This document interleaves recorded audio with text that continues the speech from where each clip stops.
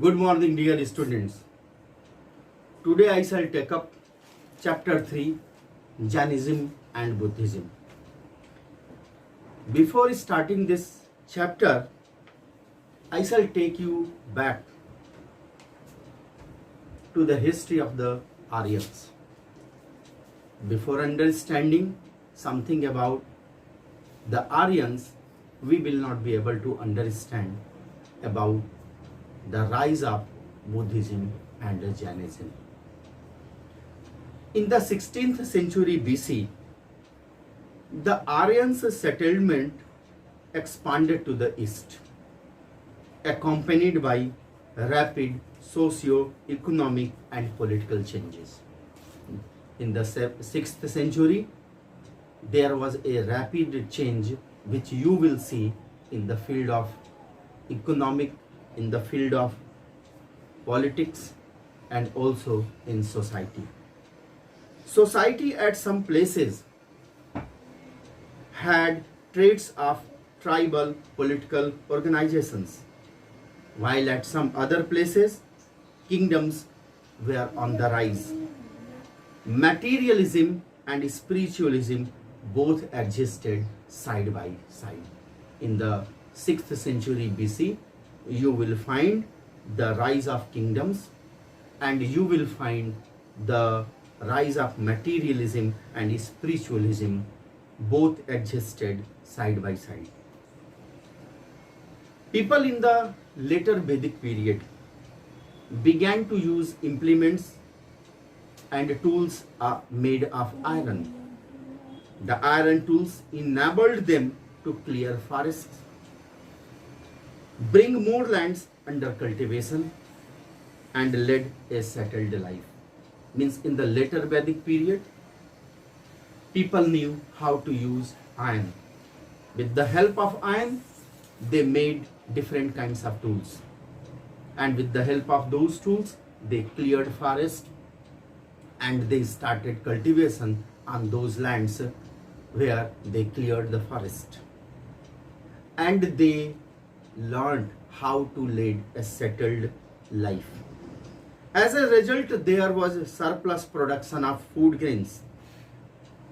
Their surplus produce could be utilized by the kings to meet their military and administrative needs. It could also be used by the people in towns who specialized in various arts and crafts.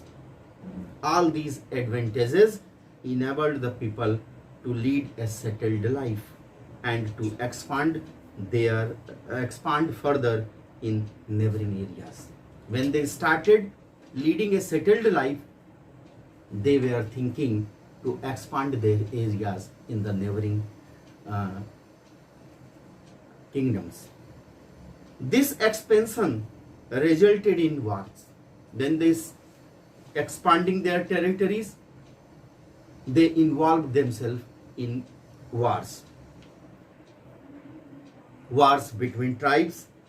In these wars, the larger and more powerful tribes defeated the smaller ones and expanded their territory and created large kingdoms. These kingdoms were called Janpad. A number of Janpadas joined together to form bigger and more powerful independent kingdoms called Mahajanpad. The 6th century BC is regarded as an important epoch. Epoch means period in world history, which saw the emergence of thinkers like Zarathustra.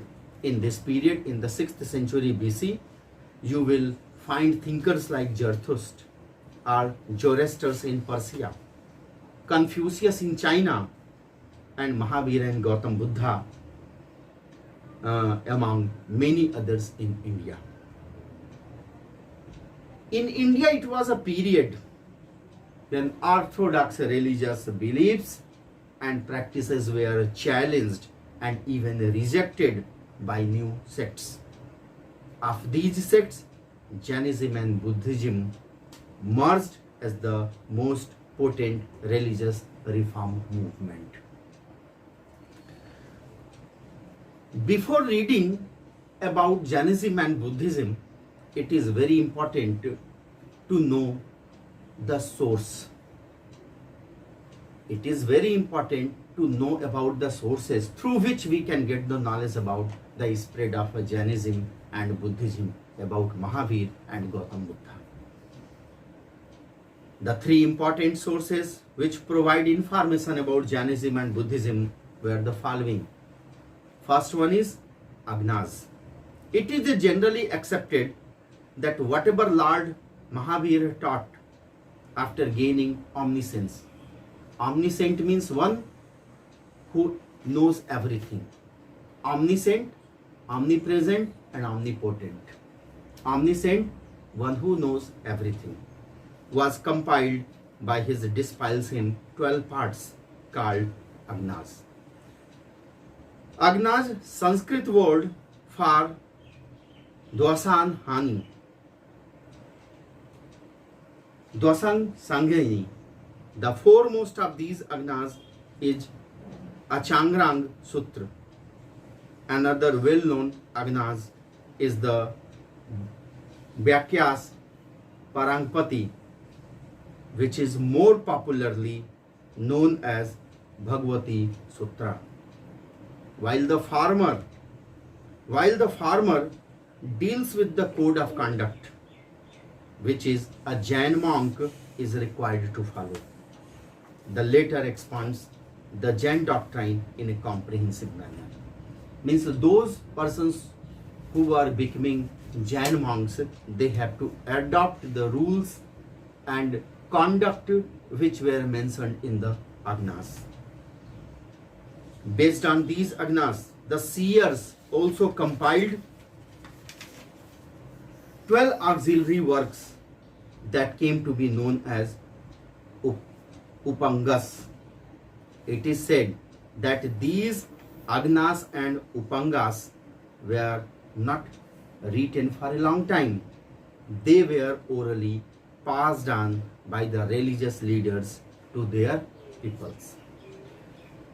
According to the famous historian R.C. Majumdar, towards the close of the 4th century BC, a famine in South Bihar led to the exodus of an important section of Jainas headed by Bhadrabahu to South India. Those that remained behind in Patliputra called for a council. In order to revive the knowledge of the Agnas, the result was the compilation of the 12 Agnas. At another council held at Vallabhi in Gujarat in the 5th or 6th century AD, a final collection of the scriptures was made for the first time in Ardhamgadhi Prakirti language. The Agnas are regarded as the most important part of Jain doctrines. They discuss religious rites, stages of a householder's life, the vows of chastity, rules of conduct, and other features of Jain philosophy. Tripitaks, the second source to know about the history of Jainism and Buddhism is a Tripitak. Tripitak are the most important literary works of the Buddhists.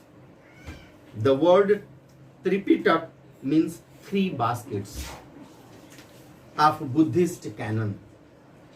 The earliest writings of these texts were taken on long, narrow leaves, swayed together on one side and bound in branches, called the 3 baskets. Tripitaks were called 3 baskets. These works written in Pali language include the following: the Vinaya Pitak, Sutta Pitak, and Abhidham Pitak. These are the 3 Pitaks which are known as the 3 baskets: Vinaya Pitak, Sutta Pitak, and Abhidham Pitak. Vinay Pitaka deals with the rules and regulations which Buddha promulgated for the monks, which Buddha prescribed for the monks. And the nuns, bhikshunis. Monks, bhikshus, and the nuns, bhikshunis.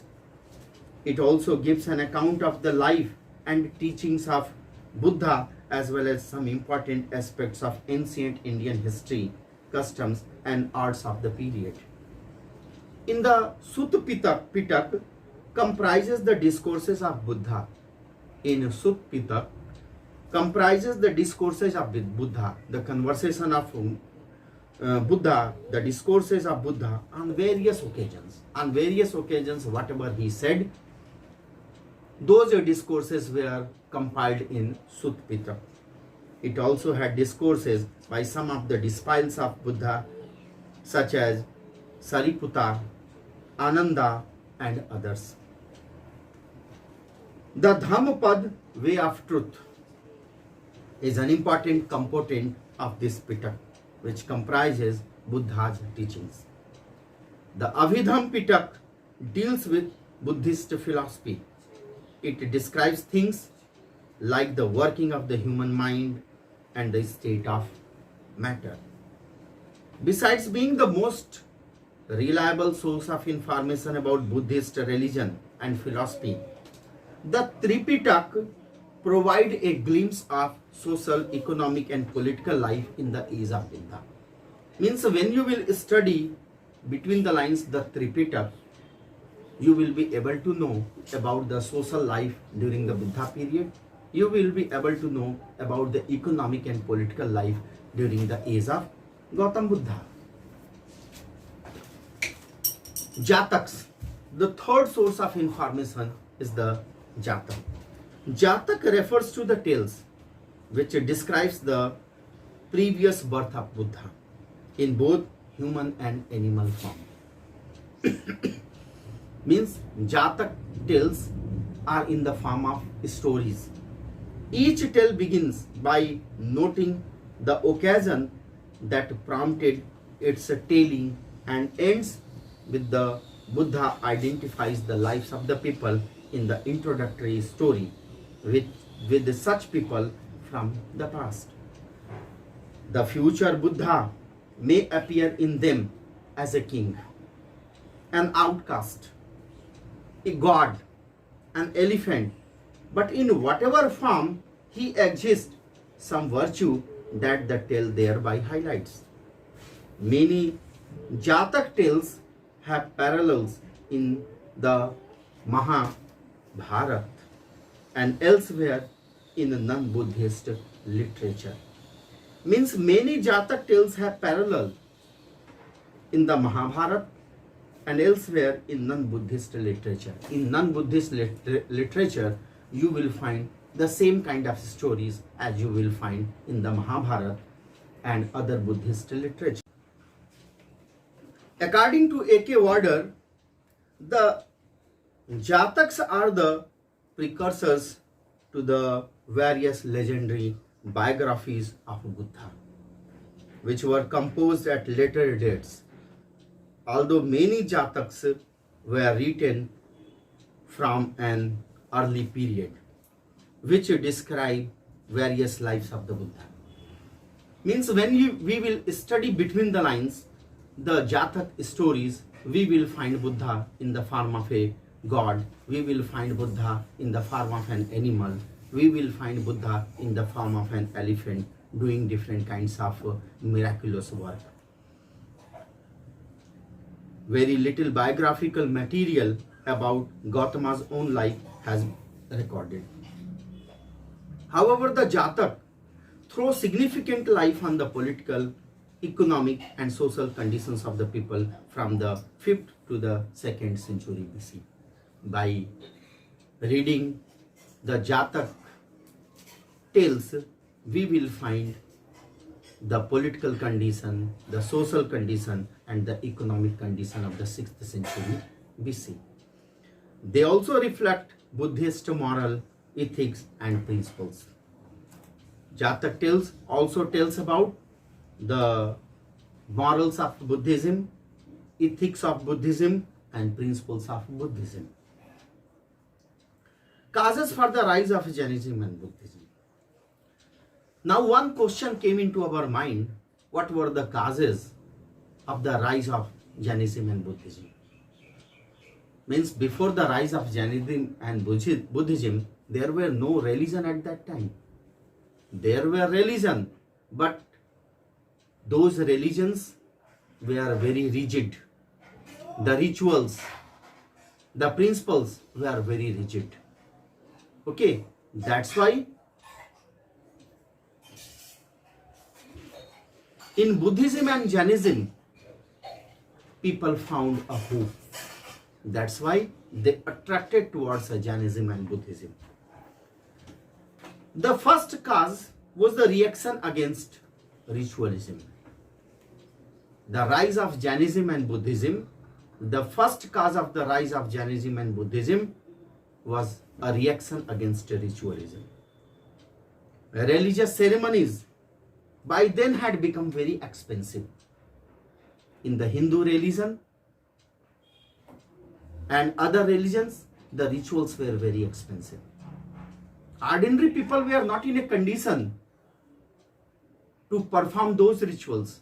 That's why when they saw a new religion in the form of Jainism and Buddhism, they attracted towards Jainism and Buddhism.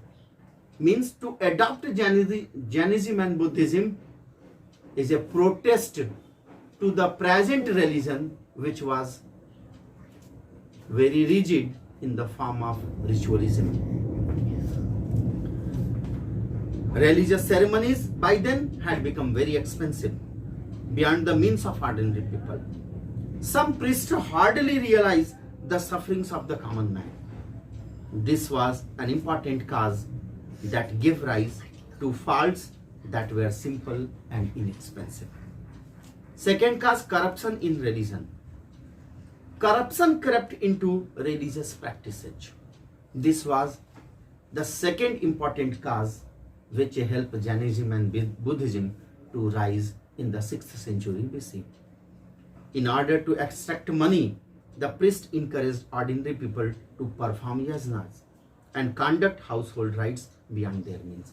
Means the ordinary people were not in a condition to perform yajnas and other religious activities, but the priests were encouraging them only to get money from them.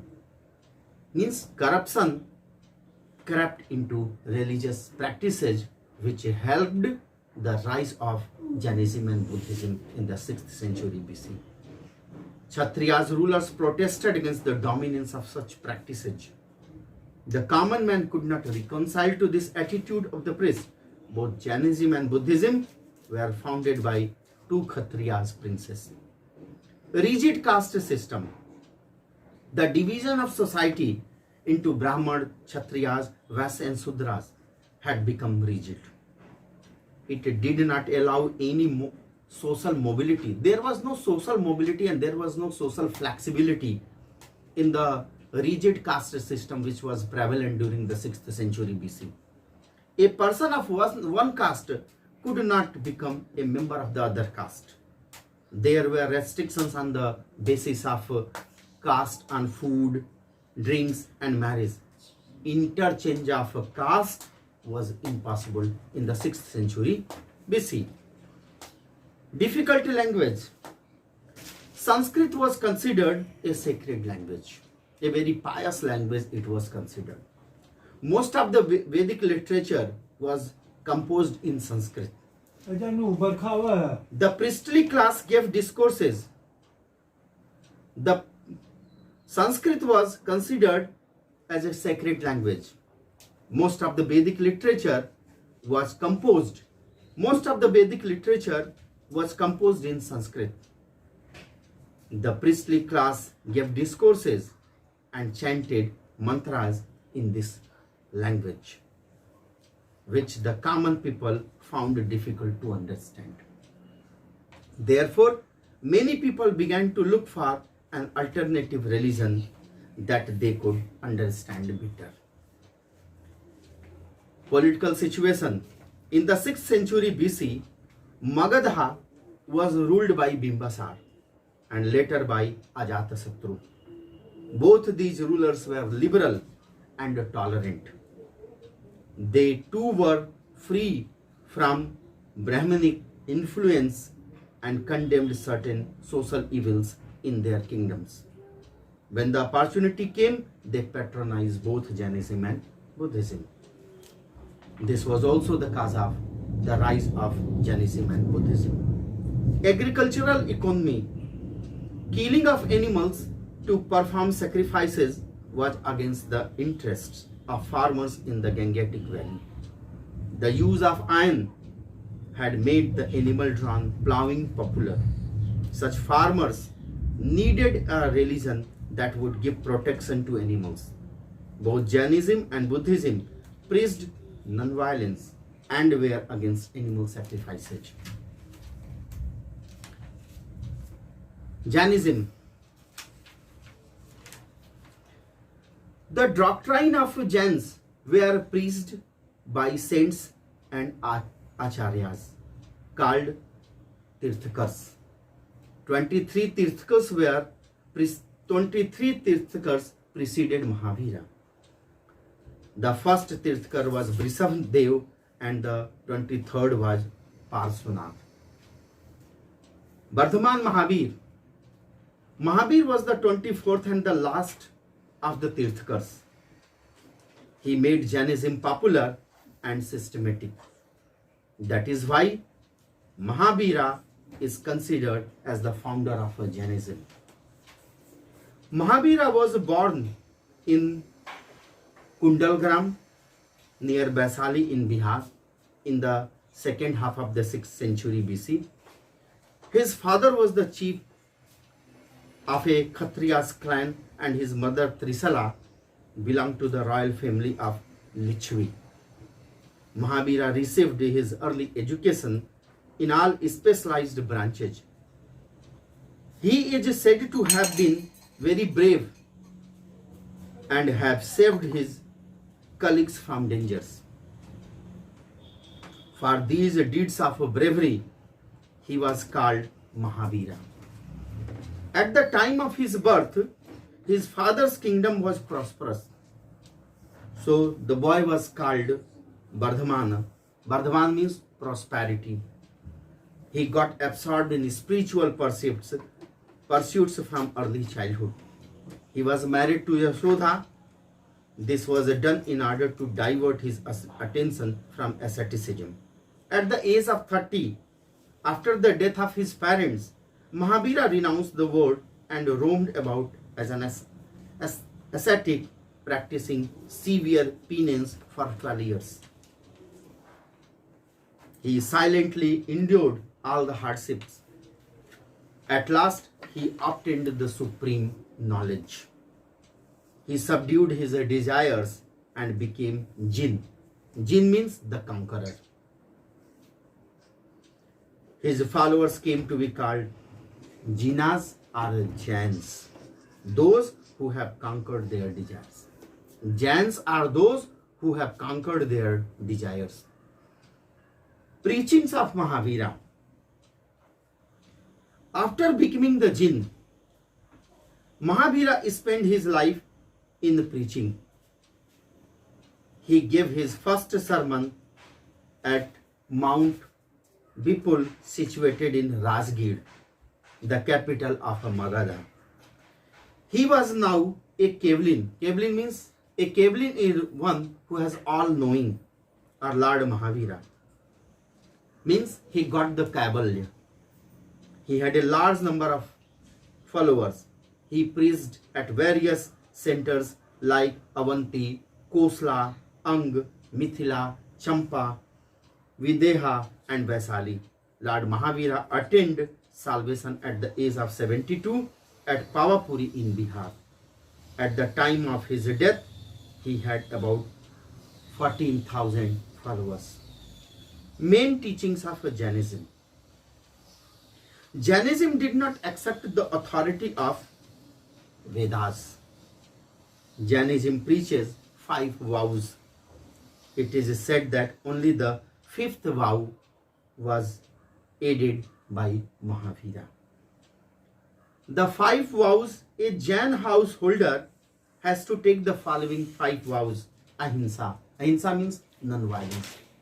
A follower of Jainism has to follow non-violence. Ahimsa. Asteya means not stealing. Satya, not telling a lie. Aprigraha, not possessing property. And Brahmacharya, practicing chastity. Ahimsa, Satya, Asteya, Brahmacharya and Aprigraha.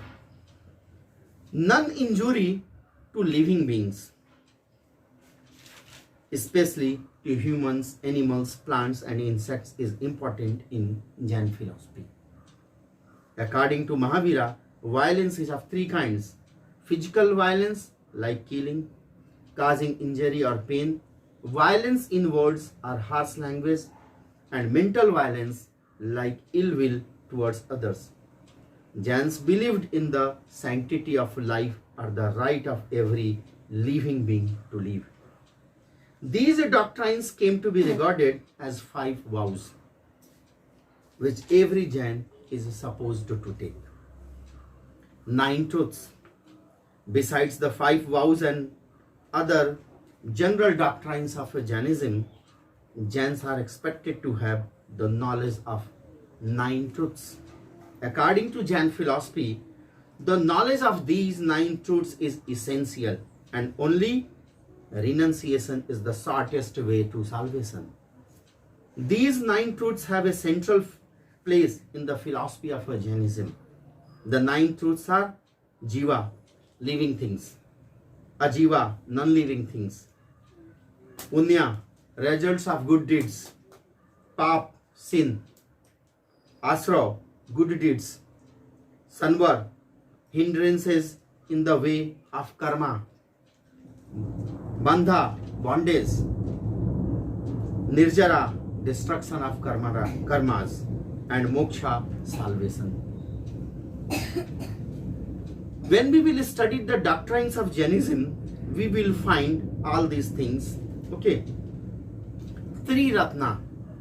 Mahavira preached that ultimate goal of man is to attain freedom from worldly bonds or to attain moksha. It can be obtained by following 3 ratnas or 3 jewels. If we will follow 3 ratnas or 3 jewels, we will be able to get salvation. We will be free from the bondage or the cycle of the birth. First one, right faith. Second one, right knowledge. And third one, right conduct. These 3 jewels inspire a true Jain to have faith in the 24 Tirthakaras, literally those who guide men and women across the river of existence, to acquire knowledge from their sermons and to lead a good life. Karma is the second doctrine of Jain's philosophy.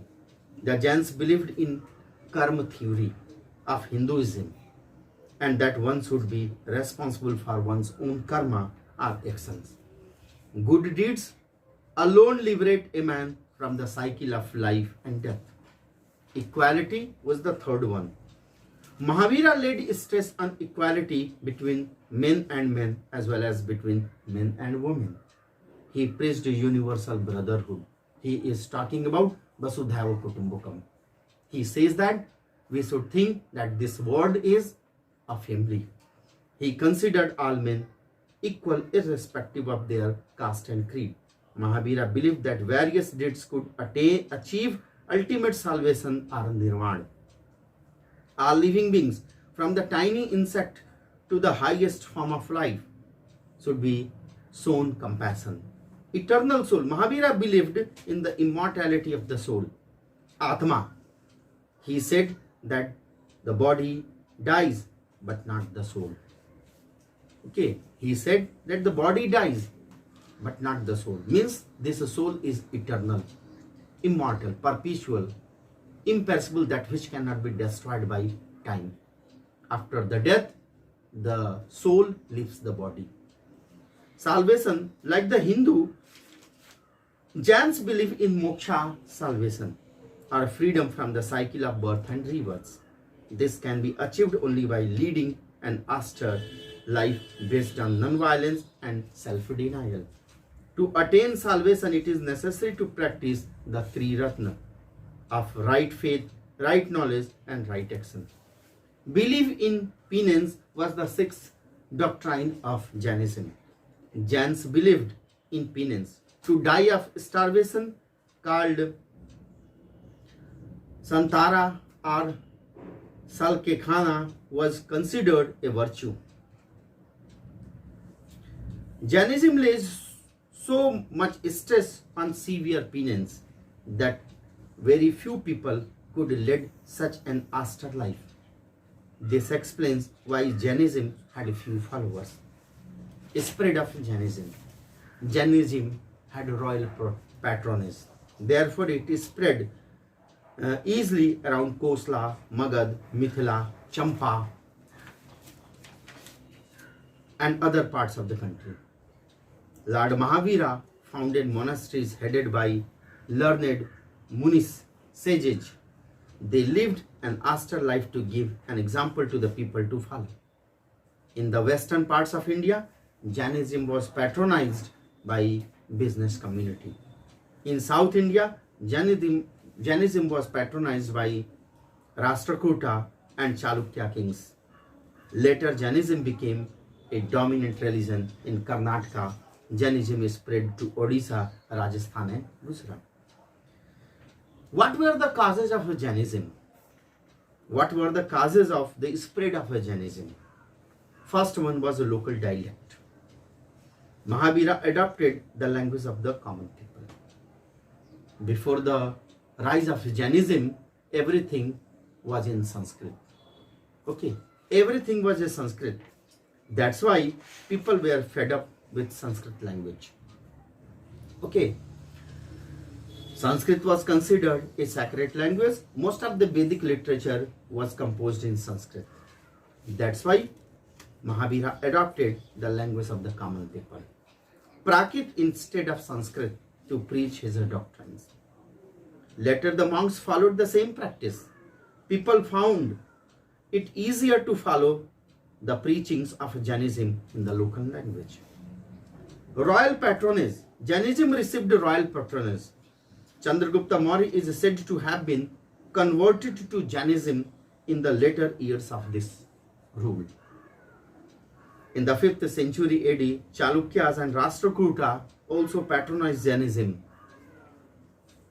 Kharavela, the rulers of Kalinga, Odisha, helped in the spread of Jainism in eastern India. Saints. There were many devout Jain saints like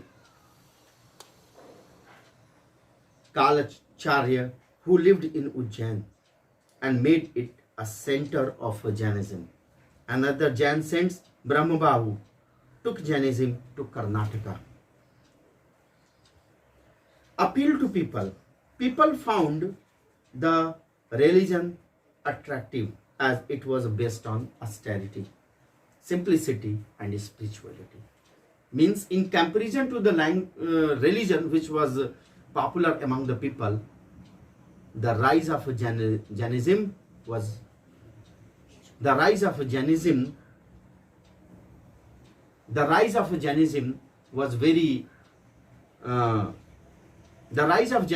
very easily rise among the people because it was quite different from the religion that was very popular among the people.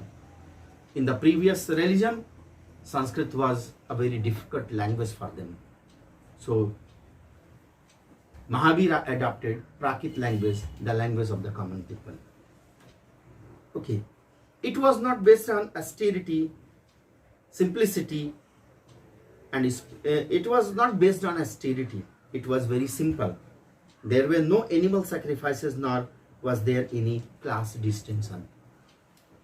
Division into two sects. During the time when Bhadrabahu took Jainism to Karnataka, there arose differences between him and Sathal Bhadra, who was based in Magadha In the first Jain council held around 300 BC, these differences came to surface.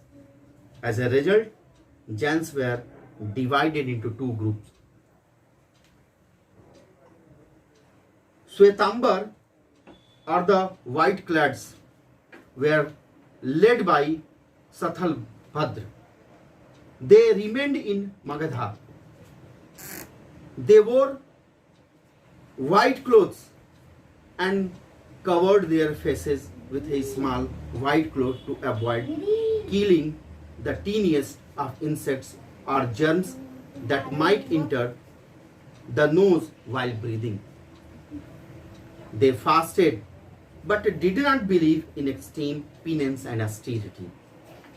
Digambaras followed Bhadrabahu. They were sky-clad and did not believe in covering their bodies.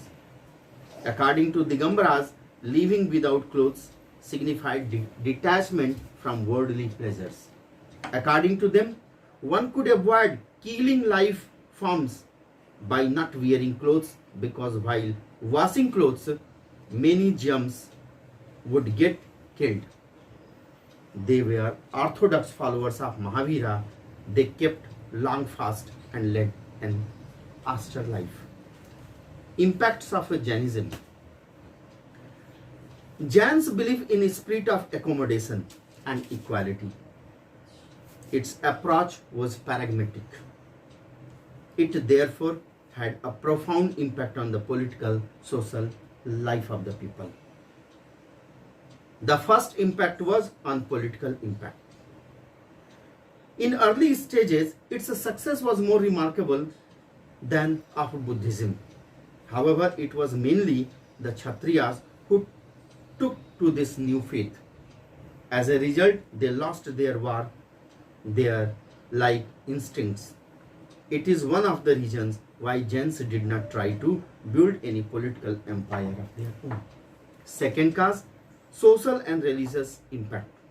Jainism discarded the system of casteism, shunned rituals and encouraged social services. Language and literature. Jain scholars have made an important contribution in literary field. Jain texts were written in Prakrit, but at some places these texts were also written in the local languages. They were finally compiled in the 6th century AD at Ballavi in Gujarat.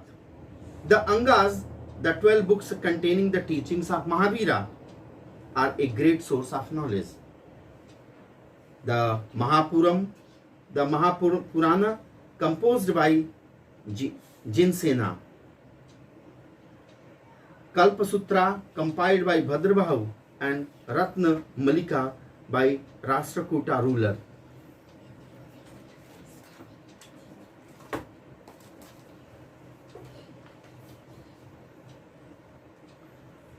Are outstanding literary works. Jain literature is in Ardha, Gadhi and Prakrit dialects. It highlights the values of ahimsa from the writings of the Jains. The history of India, especially from 6th to 4th BC century BC, can be reconstructed. Art and architecture. Jains constructed temples and monasteries. Jain relics are found in Khandagiri and Udayagiri caves in Odisha. Jains constructed hundreds of dharmsalas, opened several orphanages, and supported many charitable institutions. The gigantic structure of Bahubali, Gometaswara at Swanbelgola and at Karnataka and Karkala in Karnataka are good examples of Jain art and architecture. The Dilwara temples at Mount Abu in Rajasthan and at Ranangpur near Jodhpur and the Jain tower at Chittor are famous for Jain architecture. The most famous Jain holy place is Palitana in Gujarat, which has more than 800 temples. After so many things, what were the causes of the decline of Jainism? Why Jain realism declined? The following factors were responsible for the decline of Jainism. Jainism preached rigid austerity. It rose at a time when Buddhism also existed. The theory of ahimsa was extended even to wearing of clothes. These factors prevented it from getting popular support. Second cause of the decline of Jainism. The religion did not spread to foreign countries. It did not have any missionary effect. Jainism did not get royal patronage from contemporary rulers. In contrast, Buddhism received a large-scale support from Asoka, Harsha, and Kanishka. Though Jainism advocated equality of men, it did not go away totally with the high and low positions in society. During the Gupta period and in later years, Hinduism once again became popular. Therefore, Jainism remained restricted to a few pockets in the country, to the few areas in the country.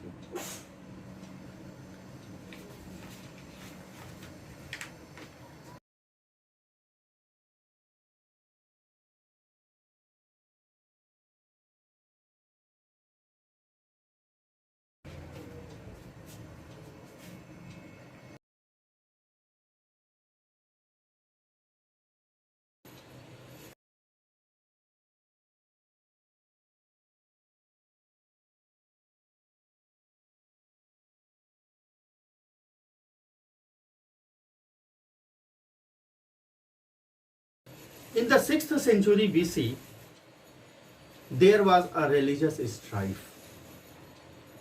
And to remove this religious strife, Buddhism catered the people a new religion. Slowly and slowly, people started adopting this new faith which came before them in the form of Buddhism. It was a midway between Hinduism and Jainism. Buddhism was a midway between Jainism and Hinduism. Buddhism presented the aesthetic traditions to Indian society. It had more followers abroad than in India. Buddhism is one of the imprints that India had left on other civilizations. Buddhism was born in India, but the followers of Buddhism were numerous in abroad, not in India. Gautam Buddha. Gautam Buddha was the founder of Buddhism. He belonged to the Kshatriyas clan of Sakya. According to the one legend, he was born in 563 BC at Lumbini near Kapilvastu in Nepal. His childhood name was Siddharth. His father Suddhodana was the ruler of Kapilvastu. Like Mahavira, he was inclined from his childhood towards spiritual pursuits. All the royal luxuries in which Gautam lived had no effect on him. He was married at a young age to a princess called Yasodhara and had a son named Rahul. The Great Renunciation. Once Gautam's charioteer was driving him through the town, he saw 4 pitiable sights. The first one was an old man, bent with age, moved Gautam. Again, the sight of a sick man, groaning with pain, was pathetic. The dead body of a man being carried for cremation made Gautam think about man's destiny. He was consoled when he saw an ascetic in search of salvation. These sites are known as the four great sites which moved Gautam Buddha, and he was fed up with the luxurious life which he was leading in the palace. Gautam left home, his wife and the child in order to find a solution. This event is known as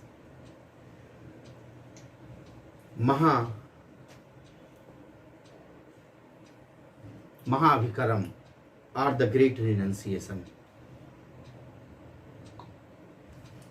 Enlightenment.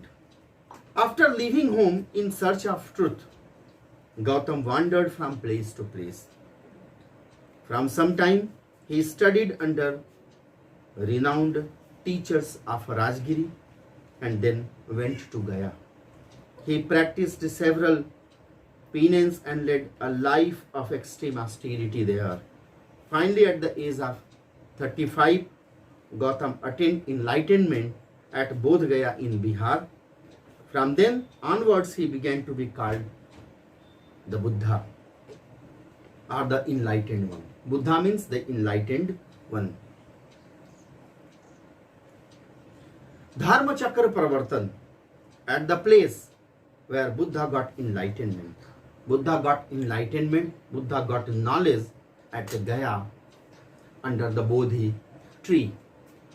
After getting knowledge, he gave his first preaching at Sarnath near Varanasi to his 5 disciples, and that was known as Dharma Chakra Pravartan.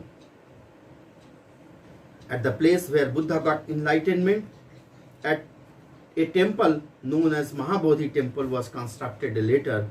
The peepal tree is now referred as to the Mahabodhi tree. Buddha was also called the Tathagat, the founder of truth. After the enlightenment, he embarked on preaching his religion.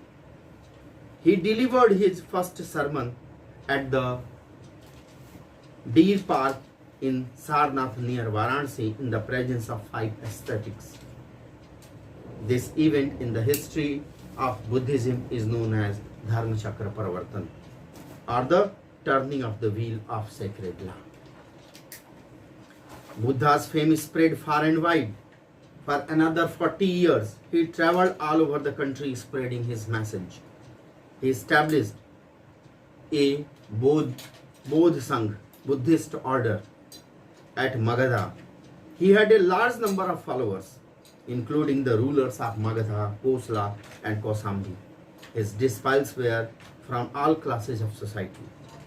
Gautam Buddha in these last years went to Kushinagar, which is near Gorakhpur district in Uttar Pradesh. He obtained Mahaparinirvan at the age of 80 in 483 BC at Kushinagar. His disciples took his sacred remains to 8 different places where huge mounds called stupas were erected. Teachings of Buddha. Buddha followed a very simple path. He inspired people to lead a simple life. He followed a simple path and he encouraged the people. He inspired the people to follow a simple life. His teachings have reconstructed from stories found mainly in the Sutta Pitaka. His message to people was that the world is full of sufferings and a man could attain salvation by following his teachings. Contained in the Eightfold Path are the Four Noble Truths. Four Noble Truths, the essence of Buddhism lies in Four Noble Truths. They are: the world is full of suffering. Buddha said, the world is full of suffering. The suffering has a cause. Desire is the cause of suffering. If desire is stopped, suffering can also be stopped.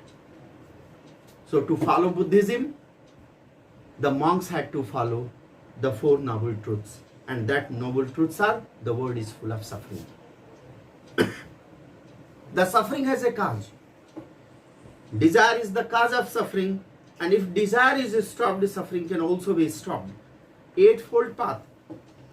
The way to nirvana in Buddhism are the path that leads to removal of suffering is known as the Eightfold Path, Ashtangic Marg, or the middle path. It is a path midway between luxurious life and a hard penance. It includes right action to remain away from theft, luxury and violence. That is right action. Second, right thought to remain away from empty rituals and worldly evils. That is called right thought. Right belief to give up desire. Right living not to have dishonest dealings with others.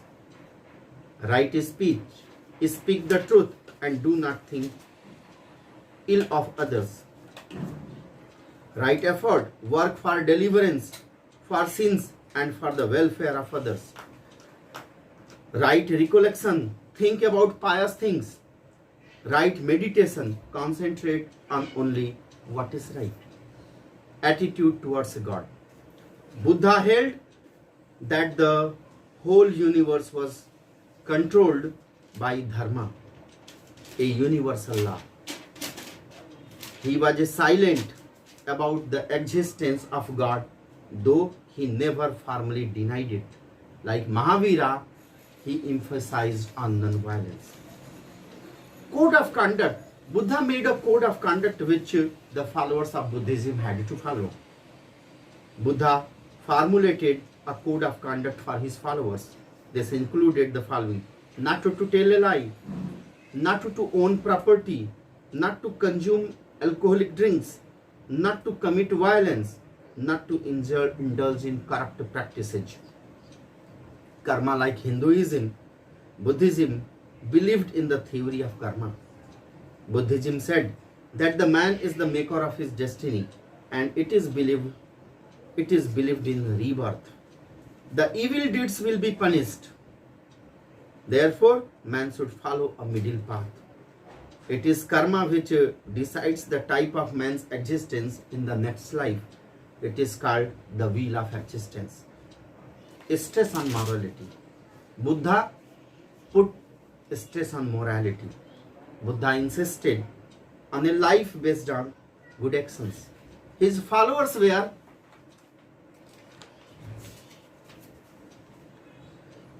enjoined to practice non-violence and to lead an upright life. Nirvana, the ultimate goal of life. Buddha said that the ultimate goal of life is to attain nirvana or salvation.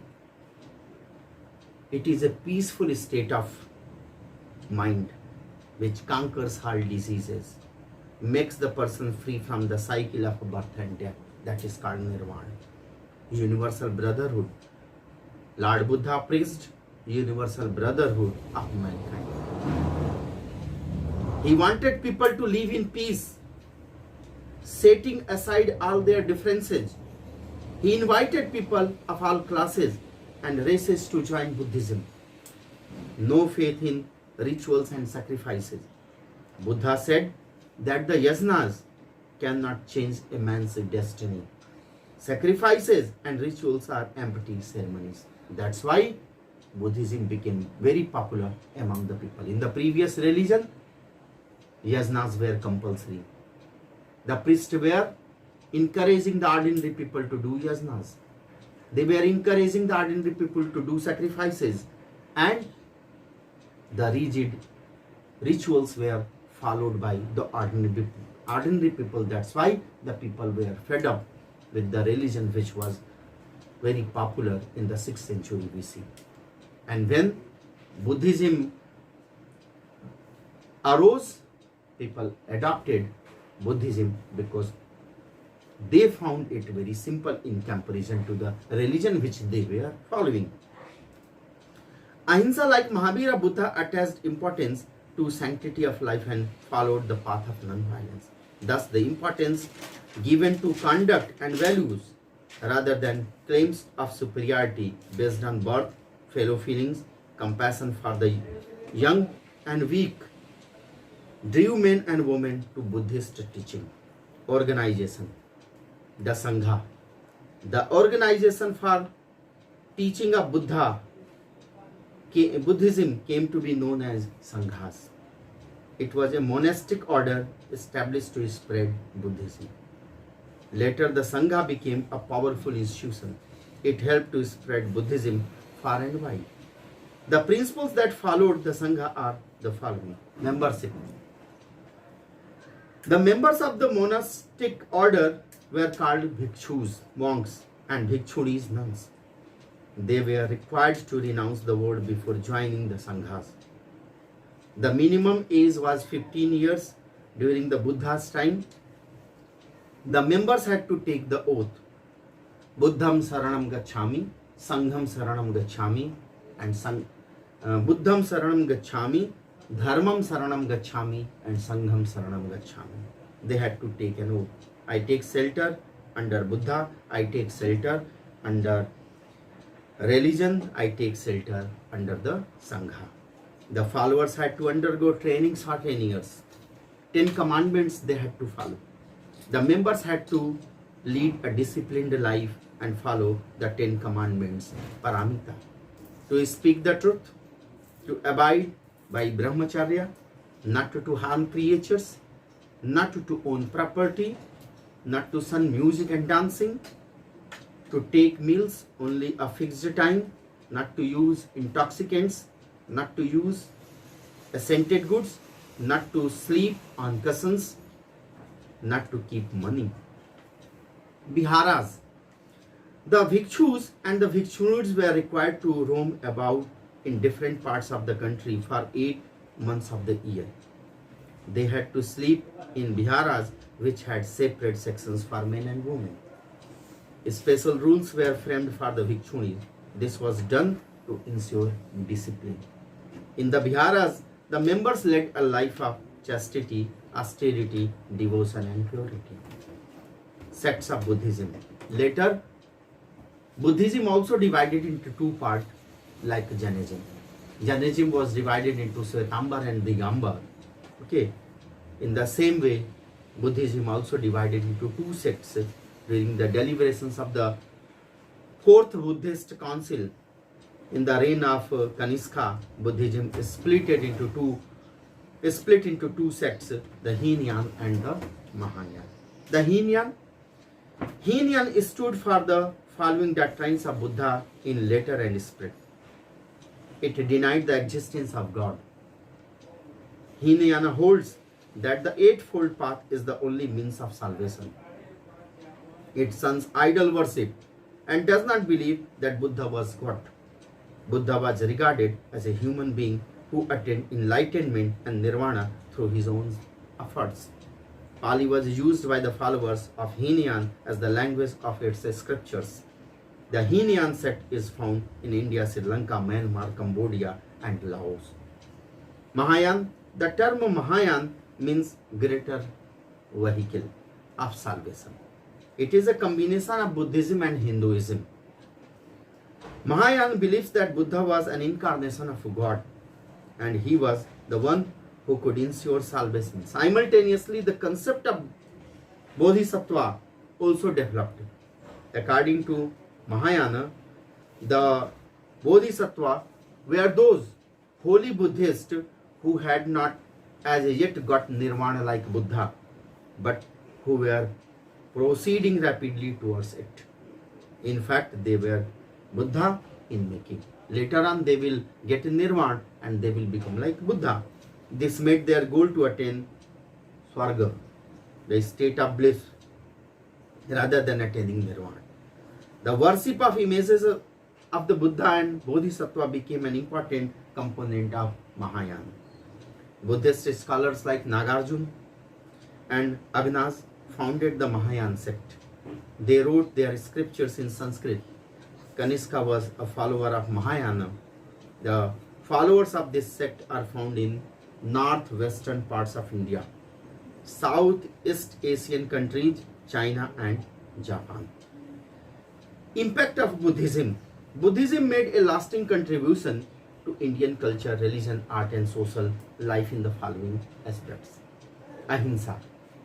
The doctrine of Ahimsa became a weapon against the ills of the society. After the rise of Buddhism, Animal protection became a new culture. Mahatma Gandhi later used ahimsa in the form of a non-violent struggle against the British rule. Mahatma Gandhi was also influenced by uh, Buddhism. Impact on religious life. Buddhism proved a challenge to Hinduism. There soon started a reform movement within Hinduism.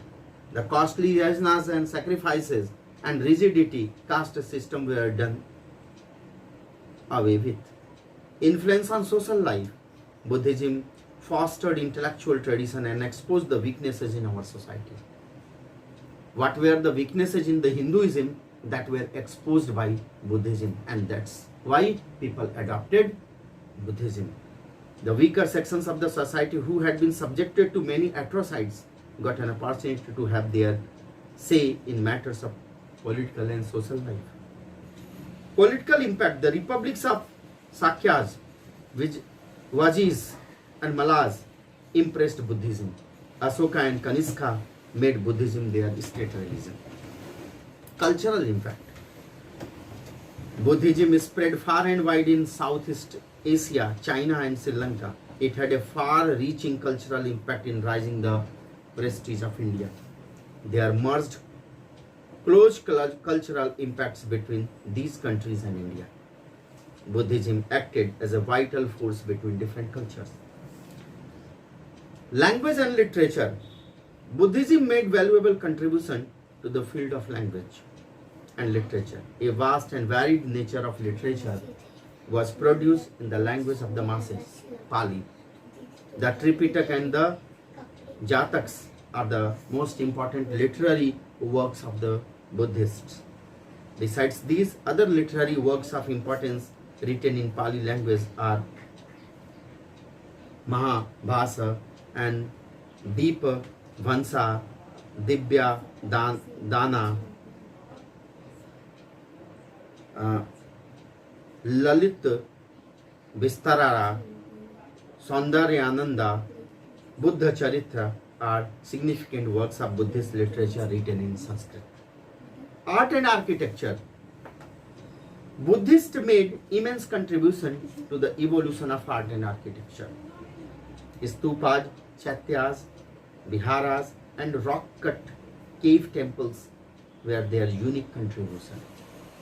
The stupa is a semi-spherical solid dome-like structure containing the relics of Buddha like hair, teeth and bones.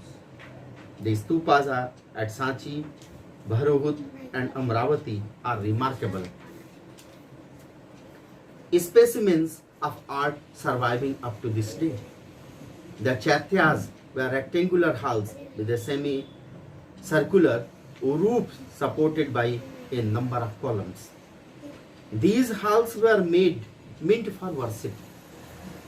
The viharas were the monasteries for the monks to live in.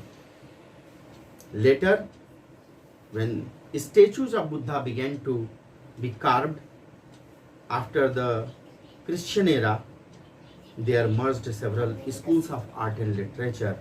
Even during Mauryan times, especially during the time of Asoka, stone cutting and chiseling of pillars required high technical skills. But in spite of this, like Jainism, Buddhism also declined. And what were the causes of the decline of Buddhism? The first cause was the split in Buddhism. Buddhism was divided into Hinayan and Mahayana. Like Jainism was also divided into Shwetambar and Digambar. This was the first cause of the decline of Buddhism. The division of Buddhism into Hinayan and Mahayana sects brought about changes in Buddhism. Its popularity and prestige suffered.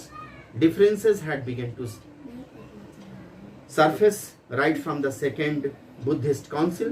Hinayan and Mahayana actually were only two major sects. There were 16 other sects and each had its own followers. Language was the other cause of the decline of Buddhism. Buddha preached his teaching in Pali. After his death, Sanskrit, the language of the upper classes, also came to be adopted. Corruption in Sangha. This was also, Buddha said, Buddha was not in a mood to give entrance to the women in the sanghas. But after the request of Anand, he allowed women to enter in the sangha as a bhikshunis, as nuns. But after the entrance of the woman, Buddha said that if women were not included in the sanghas, it will remain 500 years. But after the entry of the woman, I don't think that it will remain for a long time. Corruption in sanghas. The monks and nuns started living a luxurious life. There was a deterioration in the spiritual life. Buddhist sanghas received patronage of royalty and had become very rich. The monks and nuns used the riches for their personal benefit. They began to lead a worldly life. Therefore, the religious decline was not a surprise. Reforms in Hinduism. Before the rise of Buddhism and Jainism, there were a lot of rituals in Hinduism that were against the ordinary people. Hinduism reformed, and this was also the cause of the decline of Buddhism. The reforms movement in Hinduism started with full vigor once the appeal of new religions vanished. Hinduism assimilated the positive aspects of Buddhism. Even foreign invaders and settlers adopted Hinduism as their new religion. Among these are included the Sakas and the Satvahans. Invasions. From the 800 AD, the Turkish invasion dealt a blow to Buddhism. The monasteries which had accumulated great wealth were looted. The invaders plundered the monasteries of Nalanda and Taxila and forced some of the monks to flee to neighboring countries like Nepal and Tibet. In the royal patronage, Rajput rulers were warlike and could not follow the policy of ahimsa.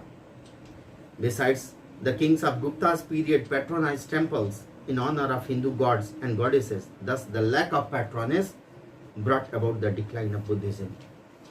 Jainism and Buddhism, what were the common things in both the religions? What were the similarities between Jainism and Buddhism?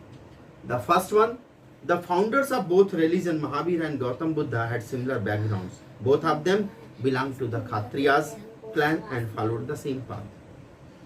Both sought the attainment of salvation, moksha, from the cycle of birth and death. Both did not accept the Vedas. Non-violence was their creed. Monks and nuns of Buddhism and Jainism had to renounce family life and the world. They had to lead a life of chastity. These were the similarities between Jainism and Buddhism. Thank you.